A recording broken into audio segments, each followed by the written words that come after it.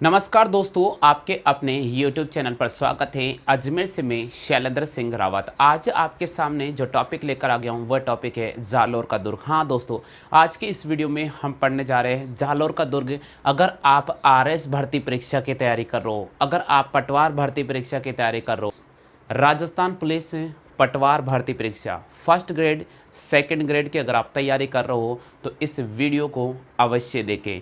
अगर आप इस वीडियो से अपने स्वयं के नोट्स बना सके तो ज़रूर बनाइए, क्योंकि दोस्तों जालोर का दुर्ग है और इस जालोर के दुर्ग में जो भी प्रश्न बनते हैं एग्ज़ाम में वो सारे के सारे प्रश्न आज इस वीडियो के माध्यम से मैं समावेश करा रहा हूँ। तो दोस्तों, अगर आपको हमारा वीडियो पसंद आता है तो आप हमारे वीडियो को लाइक कर सकते हैं और आप इस जानकारी के लिए इस वीडियो को शेयर जरूर कर सकते हैं। तो मित्रों, हम शुरू करते हैं जालोर का दुर्ग। दोस्तों, वैसे तो मैं गणित पढ़ाता हूँ, लेकिन अभी लॉकडाउन की स्थिति चल रही है और इसलिए मैं चाहता हूँ कि आपको घर बैठे एक अच्छी अध्ययन सामग्री मिल जाए और अच्छा वीडियो आपको मिल जाए। इसी उद्देश्य के लिए मैंने आपके सामने राजस्थान जीके भी पढ़ाना शुरू किया है। अगर मेरी कोई गलती हो जाती है तो आपका छोटा भाई समझकर मुझे माफ़ कर देना। शुरू जालोर का दुर्ग। तो यहाँ मैंने लिखा जालोर का दुर्ग, जालोर का दुर्ग। साथियों, मैं आपको बता देता हूँ कि जालोर का जो दुर्ग स्थित है वे सोनगिरी पहाड़ियों पर स्थित है।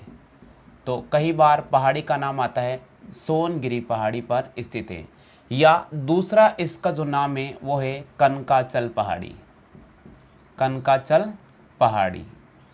तो पहला, जब कभी भी आप किसी भी दुर्ग को पढ़ो तो दुर्ग को पढ़ने से पहले आपको ये ध्यान होना चाहिए कि संबंधित दुर्ग कौन सी पहाड़ी पर बना हुआ है, उसके बारे में आप ध्यान रखें कि सोनगिरी पहाड़ी पर ये दुर्ग बना हुआ है और कनकाचल पहाड़ी पर ये दुर्ग बना हुआ है। और इसी सोनगिरी के नाम से इस दुर्ग का जो नाम है वो पड़ा है सोनगढ़ दुर्ग। इस दुर्ग का नाम पड़ा है सोनगढ़ दुर्ग, यानी इस दुर्ग का नाम सोनगढ़ का दुर्ग भी है और जो इस दुर्ग का दूसरा नाम है वो है सुवर्णगिरी का दुर्ग। कौन सा दुर्ग है? सुवर्णगिरी का दुर्ग। अब साथियों, मैं आपको बहुत इंपॉर्टेंट जानकारी दे रहा हूँ। देखिए मित्रों, आपको ध्यान रखना पड़ेगा, पूरा जब से आता है तो वह है जालोर का दुर्ग और जब आधा से आता है तो वह आता है जैसलमेर का दुर्ग। क्योंकि मित्रों, जब मैं आपको जैसलमेर का दुर्ग पढ़ाऊंगा तो वहां पर भी स्वर्णगिरी का दुर्ग नाम आ जाएगा। तो आप थोड़ा ध्यान रखें कि जब पूरा से आता है तो वहां पर हम पढ़ेंगे जालोर के दुर्ग, यानी देखो सुवर्णगिरी का दुर्ग, सोनगिरी का दुर्ग या सोनगढ़ का दुर्ग। ये सारा का सारा कौन से दुर्ग का है? जालोर के दुर्ग के बारे में हम इस टॉपिक में पढ़ने जा रहे हैं। ठीक है, तो अब मित्रों अपन इस दुर्ग के बारे में पढ़ लेते हैं। तो थोड़ी सी मैं दुर्ग के बारे में जानकारी दे रहा हूँ, इस दुर्ग के बारे में थोड़ी मैं आपको बिल्कुल डिटेल समझा रहा हूँ। देखिए मित्रों, अब जब दुर्ग अपन पढ़े रहे हैं तो हम बात करेंगे दुर्ग का निर्माण किसने किया है। निर्माणकर्ताओं के बारे में जानकारी लेना बहुत जरूरी है। ठीक है,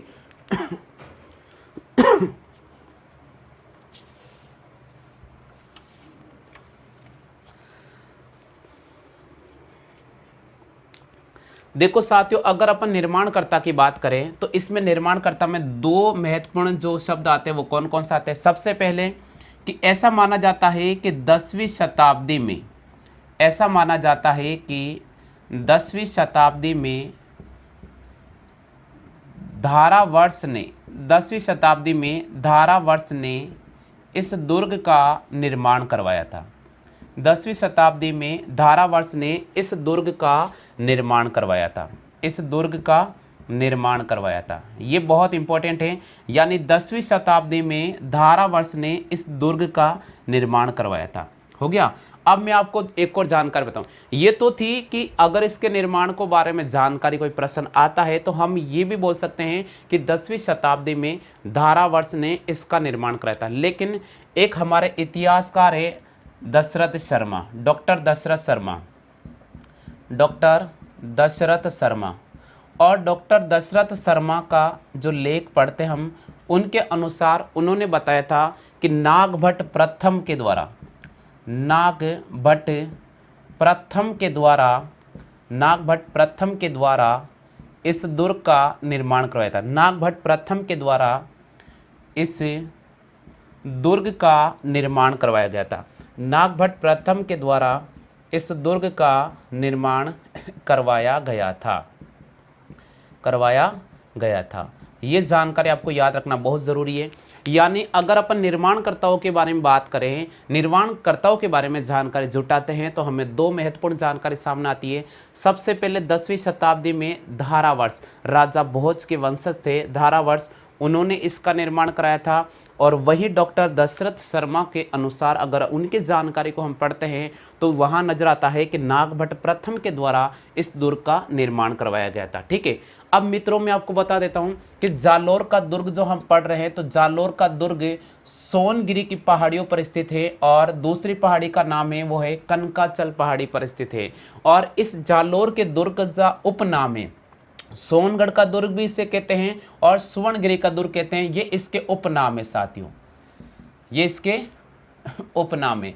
अब मैं आपको बता देता हूं कि जालोर के दुर्ग को और किस किस नाम से जाना जाता है। तो चलिए मित्रों, एक बार इसकी कॉपी जरूर कर लीजिएगा ताकि आपको पता चल जाएगा कि जालोर के दुर्ग को और किस किस नाम से जाना जाता है।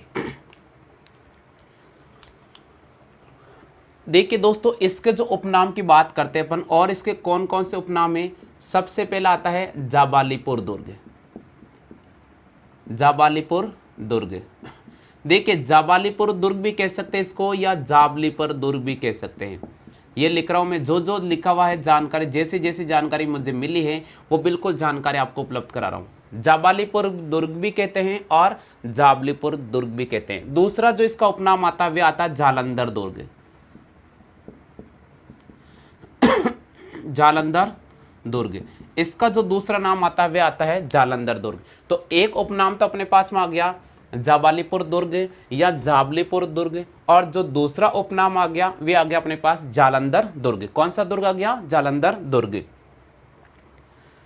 तीसरा जो उपनाम आता है इस दुर्ग के बारे में, जो तीसरा जो उपनाम आता है हमारे सामने, वो आता है जालौर दुर्ग।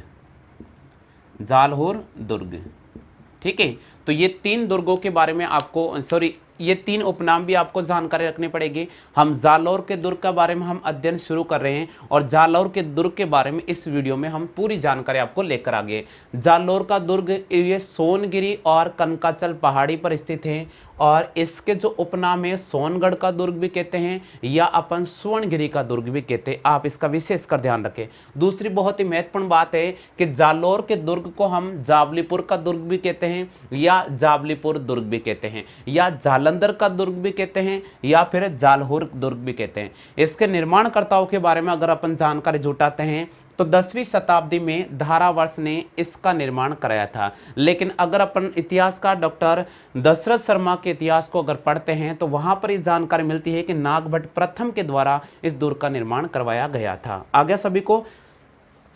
अब मैं आपके सामने अगली जानकारी लेकर आ रहा हूं।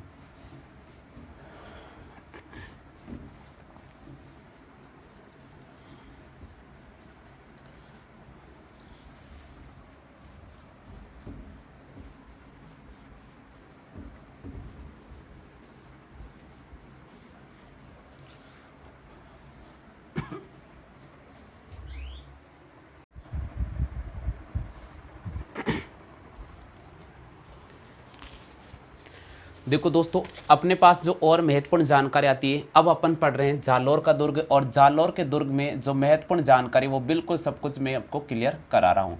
जालौर के दुर्ग की जो महत्वपूर्ण जानकारी वो सब कुछ क्लियर करा रहा हूँ। इसमें जो महत्वपूर्ण पॉइंट आता है वो क्या आता है, यह जो दुर्ग है, ये दुर्ग सूकड़ी नदी, ये दुर्ग सूकड़ी नदी के दाहिने ओर स्थित है, दाहिनी और स्थित है। ये दुर्ग सूकड़ी नदी के दाहिनी ओर स्थित है, जो मारवाड़ की राजधानी, जो मारवाड़ की राजधानी जोधपुर से, जो मारवाड़ की राजधानी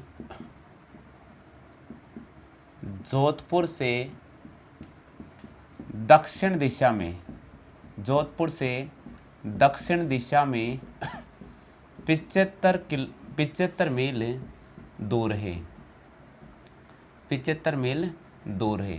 तो ये जिला यह जिला पश्चिमी राजस्थान का, ये दुर्ग, सॉरी जालोर दुर्ग, ये दुर्ग पश्चिमी राजस्थान का, ये दुर्ग पश्चिमी राजस्थान का सुदृढ़ दुर्ग माना जाता है, सुदृढ़ दुर्ग माना जाता है। ये दुर्ग पश्चिमी राजस्थान का सुदृढ़ दुर्ग माना जाता है। ठीक है, ये जानकारी आपको होना बहुत ज़रूरी है। ऐसा भी माना जाता है कि, ऐसा माना जाता है कि, ऐसा माना जाता है कि, ऐसा माना जाता है कि यहाँ पर विभिन्न कालों में, यहाँ पर विभिन्न कालों में प्रतिहार वंश, प्रतिहार वंश, परमार वंश, परमार वंश, चालुक्य वंश, चालुक्य वंश, राठौड़ वंश, चौहान वंश के, चौहान वंश के शासकों का शासन रहा था, शासन रहा था। तो दोस्तों हर जानकारी आपको बहुत इंपॉर्टेंट है और मैं इसलिए आपको हर जानकारी डिटेल से लिख रहा हूँ, क्योंकि जब आप आरएस और आईएएस के जब मेंस पेपर देते हो तो वहाँ पर आपको लेख लिखना होता है, और जब हम लेख लिखते हैं तो वहाँ पर जानकारी आपके लिए बहुत ही फ़ायदेमंद रहती है। इसलिए मैं आपको हर चीज़ डिटेल से समझा रहा हूँ, ताकि अगर आप आरएस और आईएएस मेंस पे एग्ज़ाम की तैयारी भी कर रहे हो ना, तो आपको किसी प्रकार की कोई भी दिक्कत नहीं आएगी। तो यहाँ लिखा गया, देखो मैं स्टेप बाय स्टेप चला रहा हूँ। ये दुर्ग सूखड़ी नदी के दाहिनी ओर स्थित है, जो मारवाड़ की राजधानी जोधपुर से दक्षिण दिशा में 75 मील दूर है। दूसरा पॉइंट है, ये दुर्ग पश्चिमी राजस्थान का सुदृढ़ दुर्ग माना जाता है। ऐसा माना जाता है कि यहाँ विभिन्न कालों में प्रतिहार वंश, परमार वंश, चालुक्य वंश, राठौड़ वंश, चौहान वंश के शासकों का शासन भी रहा था। अब दोस्तों महत्वपूर्ण जानकारी है कि नाडोल के चौहान वंशीय, नाडोल के चौहान वंशीय शासक, नाडोल के चौहान वंशीय शासक कीर्तिपाल ने यहाँ पर अधिकार किया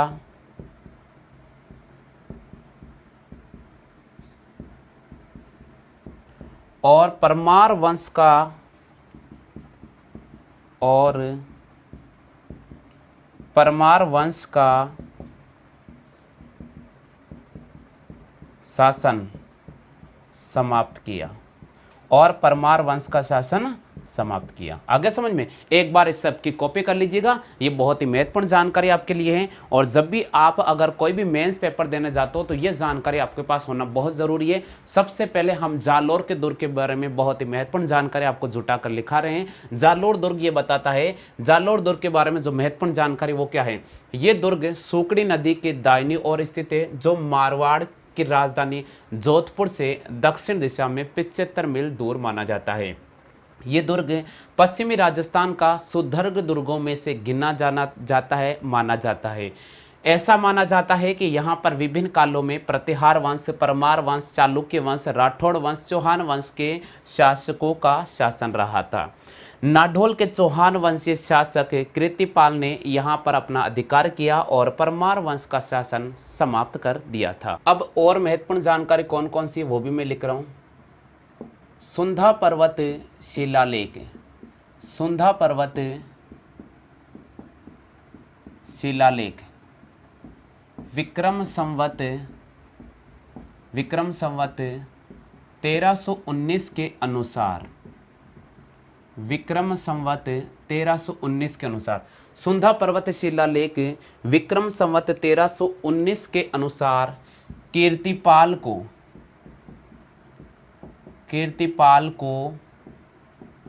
राजेश्वर, कीर्तिपाल को राजेश्वर शब्द दिया गया था,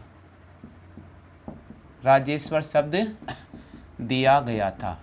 यानी सुंधा पर्वत का जो शिलालेख मिला विक्रम संवत 1319 के अनुसार मिले जानकारी के अनुसार यहाँ के जो पराक्रमी शासक थे कीर्तिपाल को शब्द दिया गया था, राजेश्वर शब्द दिया गया था। सज यही कीर्तिपाल के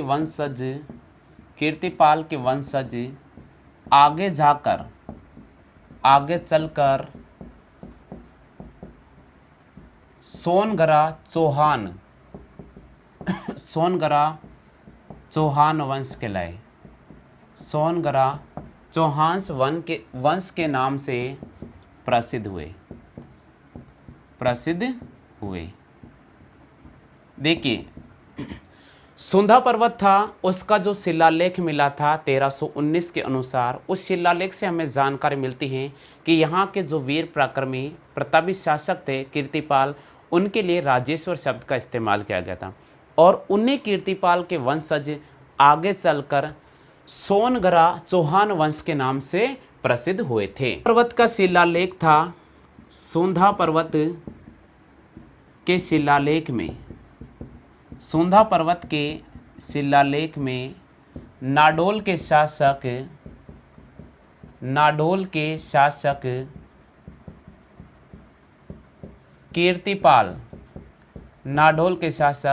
कीर्तिपाल के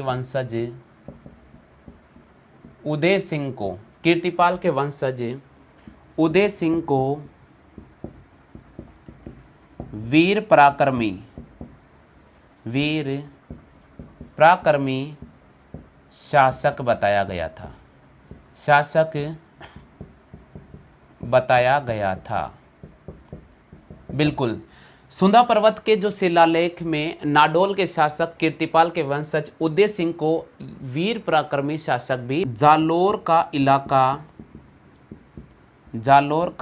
इलाका पूर्व में गुर्जर वंश का देश माना जाता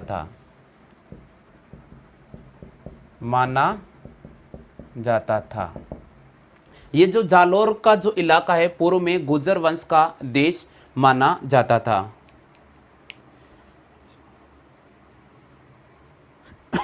जालोर का जो इलाका था पूर्व में गुर्जर वंश का देश माना जाता था और ऐसा भी कि 708 से 1018 तक यहाँ पर प्रतिहार वंश का राजस्व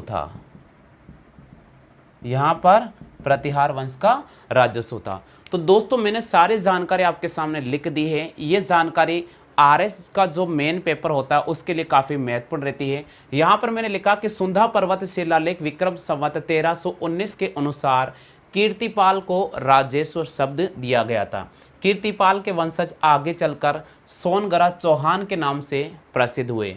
सुंधा पर्वत का जो शिलालेख है उसमें नाडोल के शासक कीर्तिपाल के वंशज उदय सिंह को वीर पराक्रमी शासक भी बताया गया था।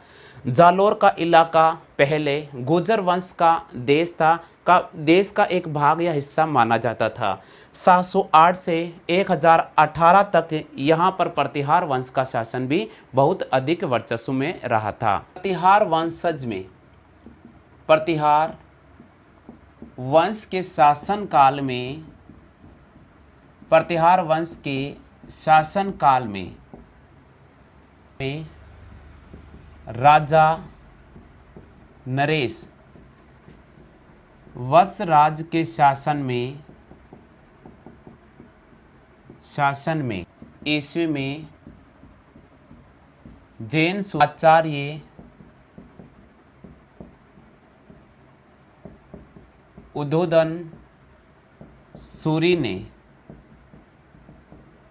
अपना प्रसिद्ध ग्रंथ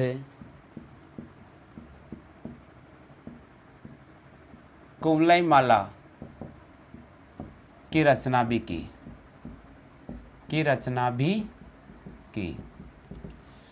प्रतिहार वंश के शासन काल में राजा नरेश वत्सराज के शासन में 778 ईस्वी में जैन आचार्य उद्बोधन सूरी ने अपना प्रसिद्ध ग्रंथ कुमलई माला की रचना भी यहाँ पर की थी।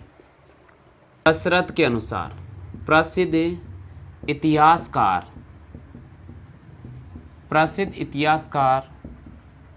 डॉक्टर दशरथ शर्मा के अनुसार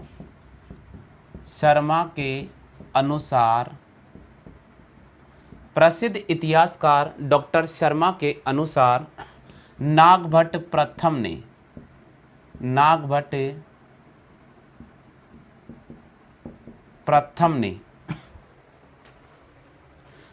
प्रथम ने जालोर को अपनी राजधानी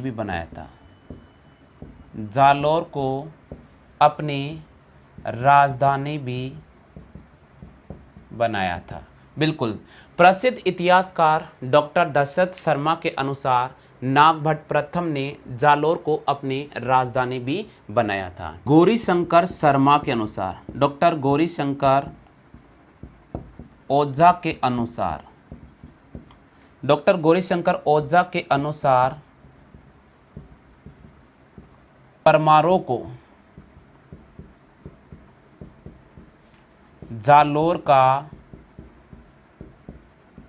संस्थापक माना गया है। परमारों को जालोर का संस्थापक माना गया था, यानी डॉक्टर गौरीशंकर हीराचंद ओझा के अनुसार परमारों को जालोर का संस्थापक माना गया था। ठीक है, जालोर के दुर्ग में तोपखाने के शिलालेख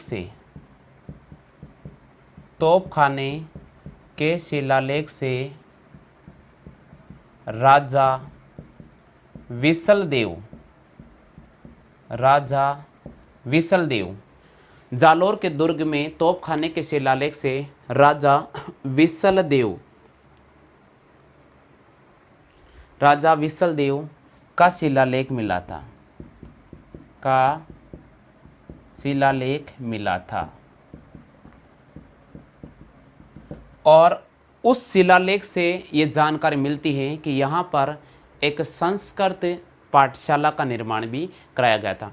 आपको पता है, एक संस्कृत पाठशाला अजमेर के अंदर स्थित है, 2.5 दिन के झोपड़े के अंदर, और दूसरी जो संस्कृत पाठशाला थी वो यहाँ पर थी। अब मैं आपको बता देता हूँ कि यहाँ पर जो संस्कृत पाठशाला थी उसको मुस्लिम शासकों ने तोड़कर यहाँ पर तोपखाने का निर्माण कर दिया गया था, और अजमेर के अंदर जो संस्कृत पाठशाला थी उसको तोड़कर 2.5 दिन का झोपड़ा मस्जिद का रूप दे दिया गया था। तो ये बहुत ही महत्वपूर्ण जानकारी आपको याद रखनी पड़ेगी कि जालोर के दुर्ग में तोपखाने के शिलालेख से राजा विसलदेव का शिलालेख प्राप्त हुआ, और उसके अनुसार मिली जानकारी के अनुसार मैं आपको बता देता हूँ कि यहाँ पर भी एक संस्कृत पाठशाला थी। विक्रम संवत 1174 के अनुसार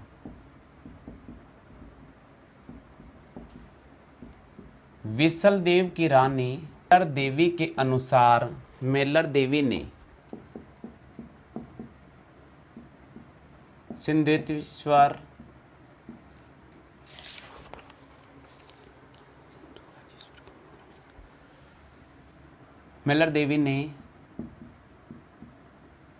सिंधु राजेश्वर मंदिर में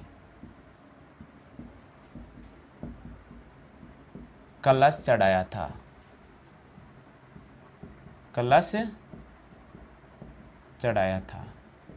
बिल्कुल, विक्रम संवत 1174 के अनुसार विसलदेव की महारानी मेलर देवी ने सिंधु राजेश्वर का जो मंदिर है इसमें उस पर कलश चढ़वाया था। कीर्तिपाल का पुत्र था समर सिंह। कीर्तिपाल का पुत्र समर सिंह यहाँ का प्रतापी शासक हुआ।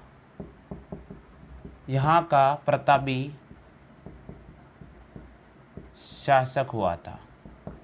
बिल्कुल, कीर्तिपाल का जो पुत्र समर सिंह था वो भी यहाँ का गुजरात के प्रतापी शासक जिसने गुजरात के प्रतापी शासक, देखो भाई, कीर्तिपाल का पुत्र समर सिंह यहाँ का प्रतापी शासक भीमदेव सेकंड, भीमदेव द्वितीय के साथ, भीमदेव द्वितीय के साथ अपनी राजकुमारी का विवाह करवाया, अपनी राजकुमारी का विवाह करवाया और भीमदेव द्वितीय के साथ, और भीमदेव द्वितीय के साथ मित्रता की। बिल्कुल, कीर्तिपाल का पुत्र समर सिंह यहाँ का प्रतापी शासक हुआ और उन्होंने क्या किया था कि अपनी राजकुमारी थी जिसका विवाह गुजरात के प्रतापी शासक भीमदेव द्वितीय के साथ करवा दिया, और इस प्रकार समर सिंह और गुजरात के शासक भीमदेव के मध्य मित्रता हो गई, और जिससे इनका जो वर्चस्व था और अधिक मजबूत बन गया था। इनका जो शासन का जो समय था वो बहुत ही अधिक मजबूत बन गया था। आपको पता होगा इसी समर सिंह का जो उत्तराधिकार था वे था उदय सिंह जी। बिल्कुल, तो यहां मैं लिख रहा हूं समर सिंह का उत्तराधिकार, समर सिंह का उत्तराधिकार, उत्तराधिकार उदय सिंह था। समर सिंह का उत्तराधिकार कौन था? उदय सिंह था। समर सिंह का उत्तराधिकार उदय सिंह था। समर सिंह का उत्तराधिकार उदय सिंह था, जो वीर पराक्रमी शासक था, जो प्रतापी शासक था, जो भी प्रतापी शासक था, जिसने नाडोल को जीत लिया था, जिसने नाडोल को जीत लिया, जिसने नाडोल को जीत लिया,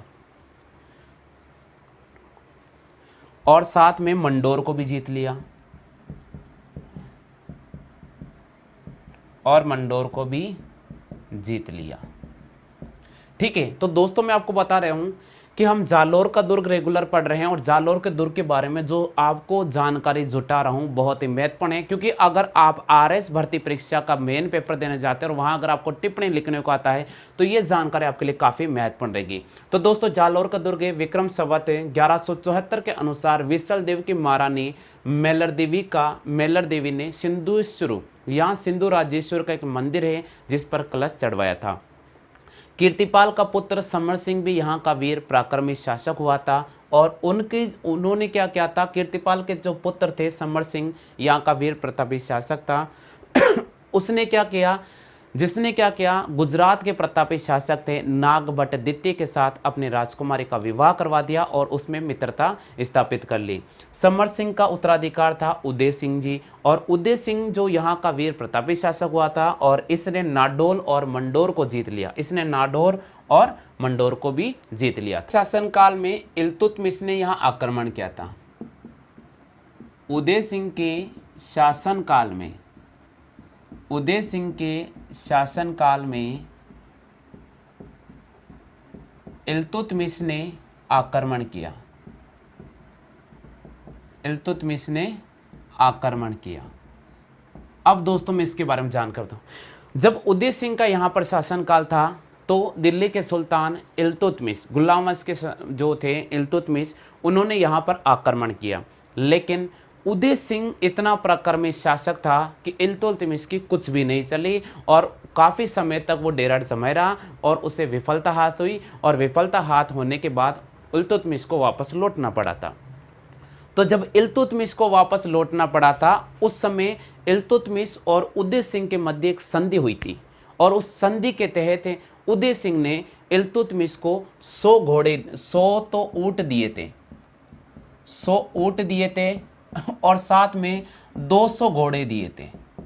तो कई बार प्रश्न आता है कि ऐसा कौन सा दुर्ग था जिस पर इल्तुतमिश ने आक्रमण किया और राजा उदय सिंह और इल्तुतमिश के मध्य संधि होती है और संधि होने के बाद राजा उदय सिंह ने इल्तुतमिश को 100 ऊंट और 2 से घोड़े देकर बोला वापस चला जा तू तेरे देश में, जहां से आया वही चला जा।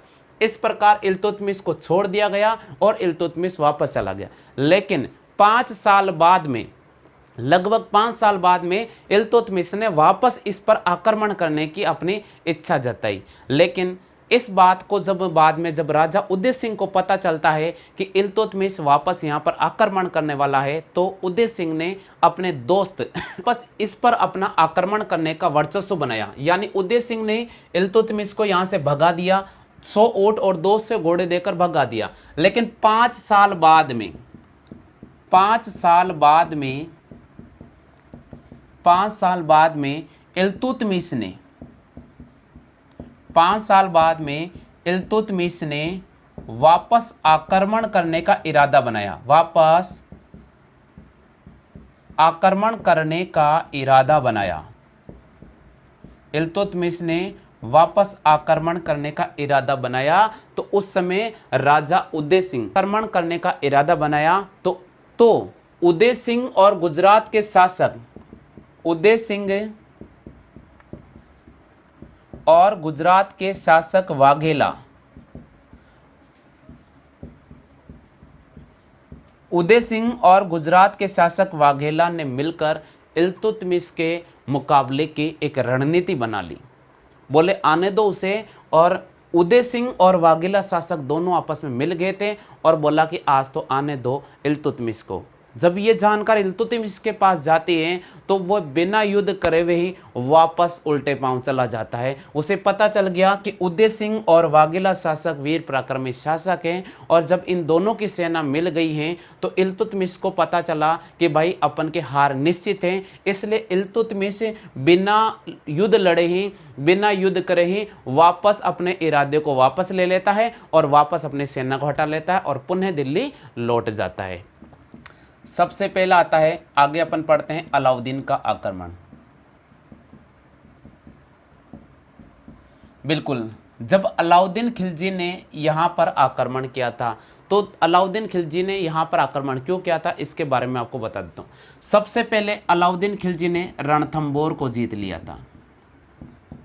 अलाउद्दीन खिलजी ने रणथंबोर को जीत लिया। दूसरा नंबर, अलाउद्दीन खिलजी ने चित्तौड़गढ़ को भी जीत लिया था। यानी अलाउद्दीन खिलजी रणथंबोर के दुर्ग को जीत चुका था और अलाउद्दीन खिलजी चित्तौड़गढ़ के दुर्ग को भी जीत चुका था। इनके जीतने के बाद उसकी नज़र पड़ती है इस मारवाड़ के जालोर दुर्ग पर। मारवाड़ के जालोर दुर्ग पर इसकी नज़र पड़ती है कि जालोर दुर्ग पर आक्रमण की अपनी इच्छा जताता है और उसकी नज़र इस पर पड़ती है। तो क्यों पड़ती है इसका कारण मैं आपको बता देता हूँ कि अलाउद्दीन खिलजी ने यहाँ आक्रमण क्यों किया था। इसके 2 महत्वपूर्ण कारण हैं, मैं आपको बता देता हूँ।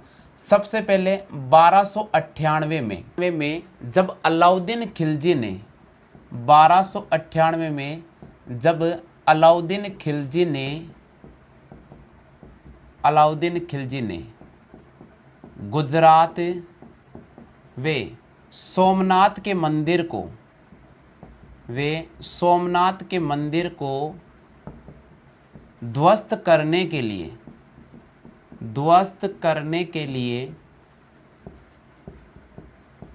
अपनी सेना भेजी थी। देखिए साथियों, बहुत इंपॉर्टेंट जानकारी मैं आपको दे रहा हूं कि 1200 क्यों अलाउद्दीन खिलजी इस तरफ आक्रमण क्यों करता है, इसका मेन कारण क्या था। अलाउद्दीन खिलजी ने गुजरात व सोमनाथ के मंदिर को ध्वस्त करने के लिए अपनी सेना भेजी थी। तो अपनी सेना जब इन्होंने भेजी थी तो जालोर के प्रतापी शासक काहनड़ देव ने अलाउद्दीन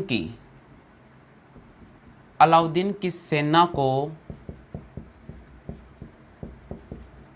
जालोर में प्रवेश करने से रोक दिया। जालोर में प्रवेश करने से रोक दिया। बिल्कुल, जब अलाउद्दीन खिलजी ने गुजरात और सोमनाथ पर आक्रमण करने के लिए अपनी सेना भेजी थी, तो यहाँ के प्रतापी शासक थे काहनड़ देव, और काहनड़ देव ने अलाउद्दीन खिलजी की सेना को जालोर से जाने के लिए मना कर दिया। के जो शासक कानड़ देव ने मना कर दिया, तो अलाउद्दीन खिलजी का अपना एक तीर चलाया उन्होंने सिवाना दुर्ग पर। यानी अलाउद्दीन खिलजी ने सबसे पहले सिवाना दुर्ग को जीत लिया। किसको जीता? सिवाना दुर्ग को जीता। यानी सिवाना दुर्ग था वो काहनड़ देव के भतीजे के पास था। सिवाना दुर्ग किसके पास था? काहनड़ देव का जो भतीजा था उसके पास ये दुर्ग था। तो क्या हुआ था कि जब अलाउद्दीन खिलजी गुजरात के सोमनाथ मंदिर को ध्वस्त करने के लिए अपनी सेना भेजी थी, तो कानड़ देव ने मना कर दिया था।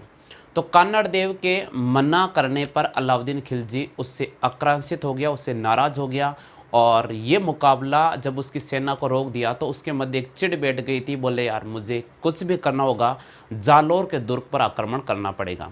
तो फिर अलाउद्दीन खिलजी ने सबसे पहले जालोर के शासक काहनड़ देव ने अलाउद्दीन की सेना को जालोर में प्रवेश करने से रोक दिया था। इससे नाराज होकर अलाउद्दीन खिलजी ने सबसे पहले जो आक्रमण किया था सिवाना दुर्ग पर आक्रमण किया था। कौन से दुर्ग पर किया था? सिवाना दुर्ग पर आक्रमण किया था। और सिवाना दुर्ग पर जब आक्रमण किया था तो वहां पर काहनड़ देव का जो भतीजा था सातल देव, वहां पर वह वीर गति प्राप्त होता है, और इस प्रकार सिवाना दुर्ग पर जो अधिकार हो जाता है वो अलाउद्दीन खिलजी का हो जाता है। यानी सिवाना दुर्ग पर अलाउद्दीन खिलजी का अधिकार हो जाता है। जब सिवाना दुर्ग पर अलाउद्दीन खिलजी का अधिकार हो जाता है तो वहां से अलाउद्दीन खिलजी अब जालोर के दुर्ग को जीतने के लिए आगे बढ़ता है। अलाउद्दीन खिलजी को जालोर दुर्ग पर आक्रमण करने के लिए उसने अपने सेना नायक यानी अलाउद्दीन खिलजी ने जालोर दुर्ग पर आक्रमण करने के लिए सेना भेजी थी, और इस सेना की जो कमान संभाल अलाउद्दीन खिलजी ने जालोर दुर्ग पर आक्रमण करने के लिए सेना भेजी थी, और इस सेना की जो कमान संभाल रहा था वो कमालुद्दीन संभाल रहा था। बिल्कुल कमालुद्दीन सेनानायक के साथ यहाँ पर सेना को भेज दी थी, और इस सेना ने काफ़ी समय तक जालोर दुर्ग के चारों ओर पूरी तरह से घेराबंदी कर ली थी। काफ़ी लंबे घेराबंदी के बाद ना तो कोई दुर्ग के अंदर आ जाता था और ना ही कोई दुर्ग से बाहर चला जाता था। इस प्रकार दुर्ग के अंदर विकट परिस्थितियां सामने आने लगी। यानी वहां पर जो खाद्य सामग्री थी, खाने पीने का जो सामान था, वे धीरे धीरे खत्म होने लगा। तो कुछ समय बाद में जब वो खाद्य सामग्री खत्म होने लगी थी तो यहाँ पर इस जो दुर्ग में जो शासक था वो काहनड़ देव थे। ठीक है, तो काहनड़ देव के कोई सैनिक थे जिनका नाम था बिक्का। ये राजपूत दहिया था, ये नामक व्यक्ति था, और इस व्यक्ति ने विश्वासघात किया और अलाउद्दीन खिलजी की जो सेना थी उसको इस दुर्ग में प्रवेश करने वाले गुप्त मार्ग के बारे में रहस्य बता दिया, यानी गुप्त मार्ग के बारे में जानकारी दे दी। और इस प्रकार अलाउद्दीन खिलजी की सेना उसी गुप्त मार्ग से होती हुई इस दुर्ग में प्रवेश कर जाती है, और काहनड़ देव के राजकुमार वीरम देव और काहनड़ देव को वीर गति प्राप्त होती है, और उनकी रानियों ने यहाँ पर जौहर किया था। तो दोस्तों यहाँ पर जौहर की घटना भी सामने आती है कि जब अलाउद्दीन खिलजी ने यहाँ पर आक्रमण किया था तो उस समय यहाँ पर जौहर भी हुआ था। के पन्नों को उल्लेखित करने वाला जालोर का दुर्ग। हाँ दोस्तों, जालोर के दुर्ग के बारे में एक बार फिर से मैं आपको संक्षिप्त जानकारी पूरी दे रहा हूँ कि इस दुर्ग में कौन कौन सी चीज़ हैं जो प्रश्न पूछे जाते हैं। हमने पूरा जालोर का दुर्ग आपको समझाया था, पढ़ाया था। उम्मीद तो यही है कि हमारी जानकारी आपको काफ़ी अच्छी लगी होगी। तो चलिए मित्रों, एक बार फिर से हम जालोर के दुर्ग के बारे में संक्षिप्त जानकारी दे देते हैं। जालोर का दुर्ग राजस्थान का एक ऐसा दुर्ग है जो सुवर्णगिरी के नाम से भी जाना जाता है। पूरा जब से आता है तो हमें जालोर की तरफ राउंड करना पड़ेगा, और जब आधा से आ जाता है तो हमें सीधा जैसलमेर की तरफ जाना पड़ेगा। दोस्तों जालोर का दुर्ग 800 गज लंबा है और 400 गज चौड़ा है। 1200 फीट ऊंची पहाड़ी पर ये बना हुआ है। दुर्ग के अंदर भीतर प्रवेश करने वाला जो मार्ग है लगभग 5 किलोमीटर लंबा है। दुर्ग का जो प्रथम पोल आता है उसका नाम है सूरज पोल। यानी दुर्ग का जो पहला द्वार है उसका नाम है सूरज पोल। किले का प्रवेश द्वार है जिसकी जो छत है वो धनुष के आकार की बनी हुई है। ठीक है। दूसरा जो प्रवेश द्वार है उसका नाम है ध्रुवपोल। दुर्ग का जो दूसरा प्रवेश द्वार है उसका नाम है ध्रुवपोल। और जो तीसरा प्रवेश द्वार है उसका नाम है चांदपोल। और जो चौथा प्रवेश द्वार है उसका नाम है सिरपोल। क्या नाम है? सिरमोल। महाराजा महान सिंह का महल इस दुर्ग का बहुत ही भव्य महल है। इसके अंदर प्रसिद्ध महल है महाराजा मान सिंह का महल। इसके अलावा इसमें जरों के 2 मंजिला रानी महल भी प्रसिद्ध है।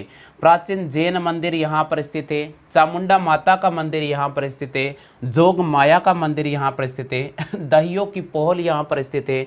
संत मलिक शाह की दरगाह स्थित है। दोस्तों इसके अलावा परमार कालीन कीर्ति स्तंभ भी यहाँ पर प्रसिद्ध है। इसके अलावा यहाँ पर तोपखाना भी स्थित है। राजा भोज ने इस तोपखाने का निर्माण कराया था और यहाँ पर संस्कृत पाठशाला थी। देखो मित्रों, बहुत ज़रूरी है, राजा भोज ने यहाँ पर एक संस्कृत पाठशाला का निर्माण कराया था किले के भीतर, लेकिन यहाँ पर मुस्लिम शासकों ने इस संस्कृत पाठशाला को ध्वस्त करके उस संस्कृत पाठशाला को तोपखाना मस्जिद के रूप में दे दिया। तो प्रश्न कई बार आता है कि ऐसी कौन सी पाठशाला है जिसको राजस्थान की ऐसे कौन जो संस्कृत पाठशाला थी जिसको तोपखाना मस्जिद के रूप में दिया गया था, ये कहाँ पर स्थित है? तो हमें राइट करना पड़ेगा जालोर के दुर्ग को। ठीक है। और एक संस्कृत पाठशाला अजमेर के अंदर स्थित है जिसे बाद में 2.5 दिन का झोपड़ा भी घोषित, मतलब उसी भी संस्कृत पाठशाला को तोड़कर 2.5 दिन का झोपड़ा बना दिया गया था। ठीक है।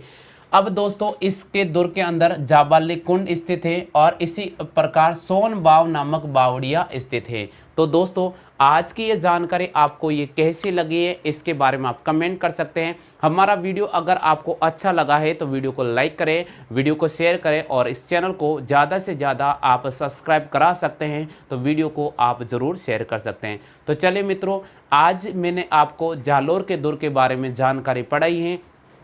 अब इसके बाद अगले दुर्ग के बारे में जानकारी हम इस वीडियो के माध्यम से लेकर आएंगे। तब तक के लिए हमें दीजिए दोस्तों इजाज़त।